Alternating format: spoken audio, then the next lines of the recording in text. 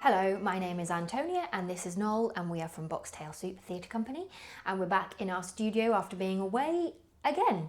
We've just come back from Shanghai. We came back yesterday afternoon and so we realised we've done 4 long haul flights in almost less than 4 weeks.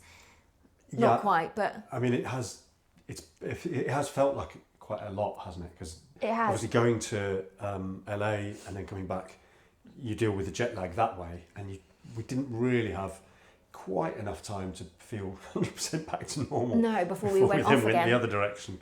And went very, So if I look tired, I am. Yes. That's why. But we were doing Alice's Adventures in Wonderland in Shanghai. We were there at Showay Arts Space for families, where we had been last year in May, June time during the Wind in the Willows.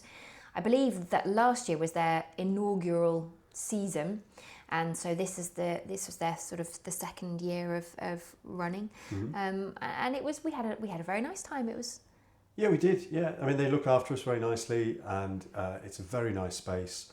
And the people there are absolutely lovely, and it was nice to see them again. You know, it's nice to go back and visit again, and the audiences are very appreciative and very sweet.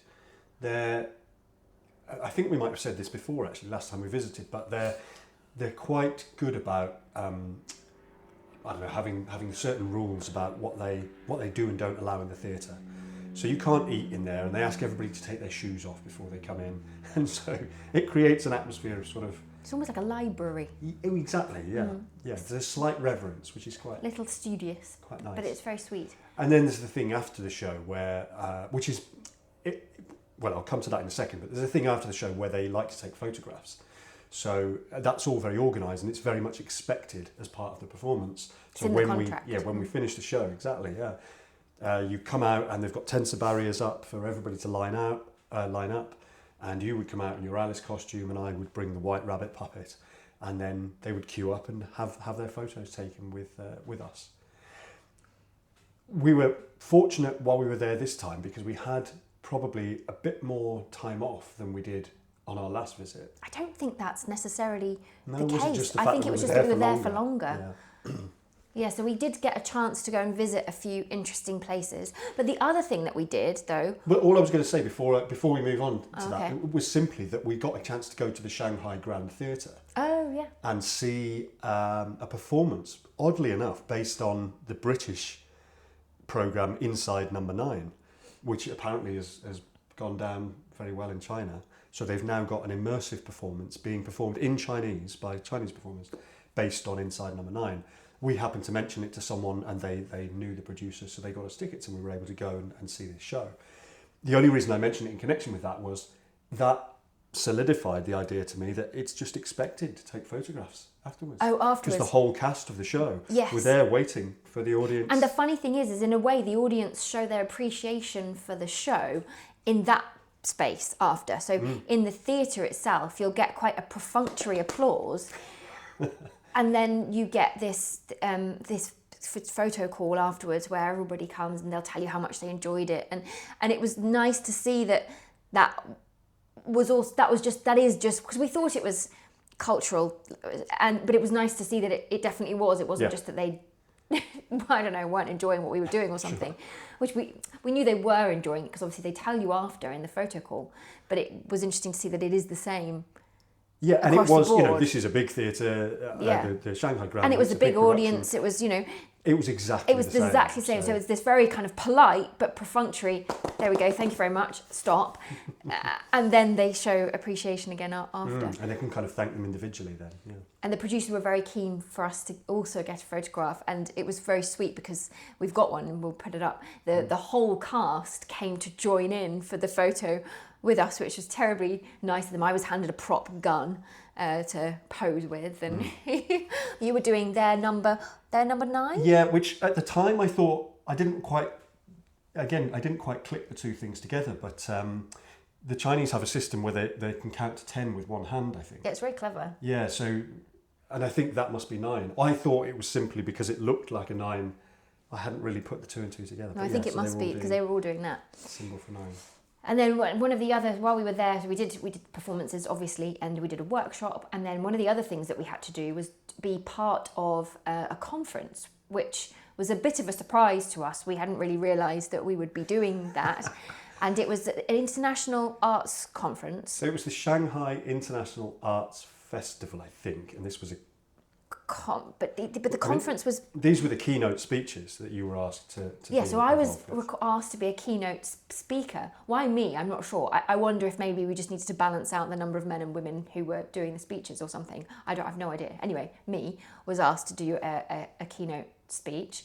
So we did. So we went along to the Shanghai Jiaotong University, which is a prestigious university, and turned up, and there was lots of kind of signage and people there, and it was all very official as well. Seemed like a big deal. Ushered in and immediately had to have a photograph taken in front of a thing that we then had to sign this big banner.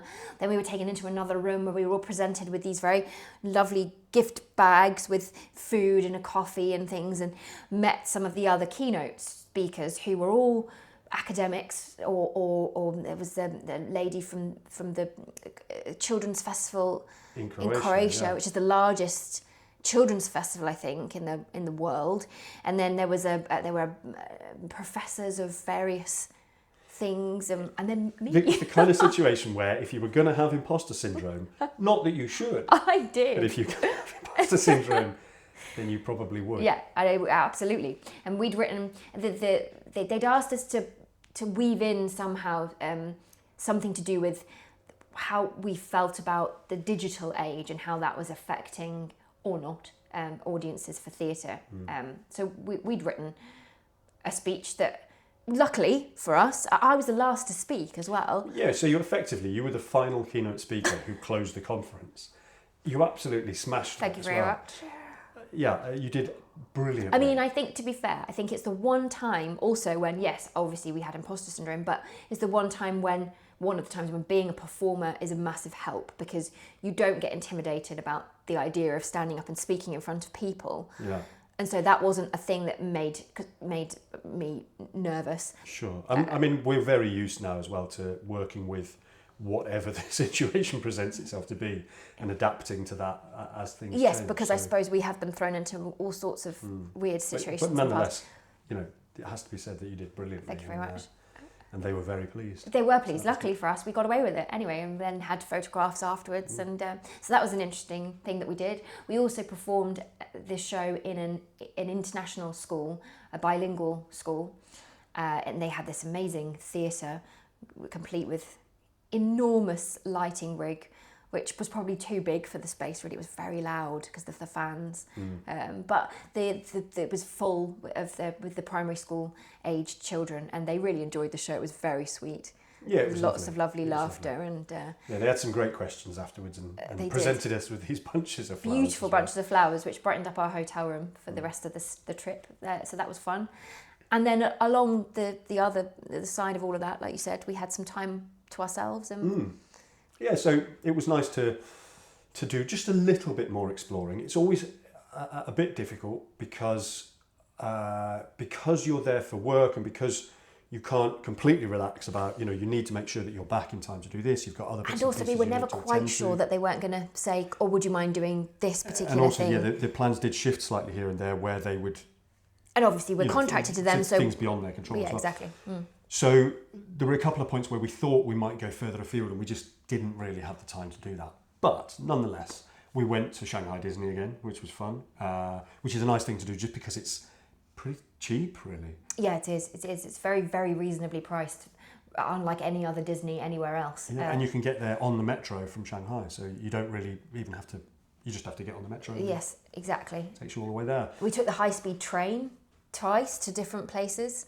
Yeah, so we did make it to 350 kilometers per hour just for one little bit when we went out to Hangzhou to see the lake. To see the lake, West Lake, and then to Suzhou, yeah, as well, the water town, and we went to see the humble administrator's garden there.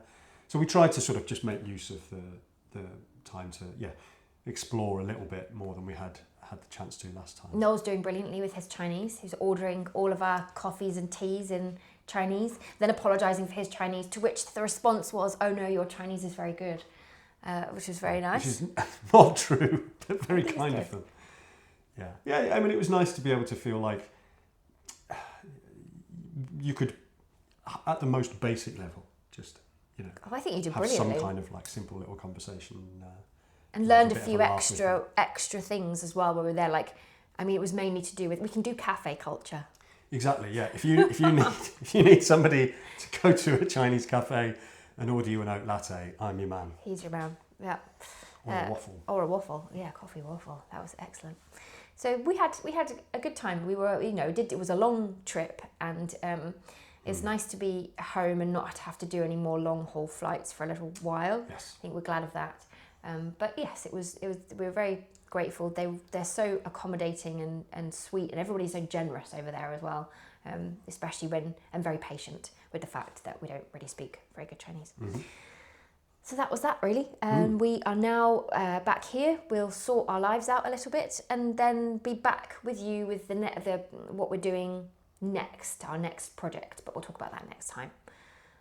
Beyond that, thank you very much for watching. If you've watched this far, well done. This was an epic ramble. And do give us a thumbs up, subscribe to the channel, leave us a comment, any questions or whatever. And otherwise, we'll see you next time.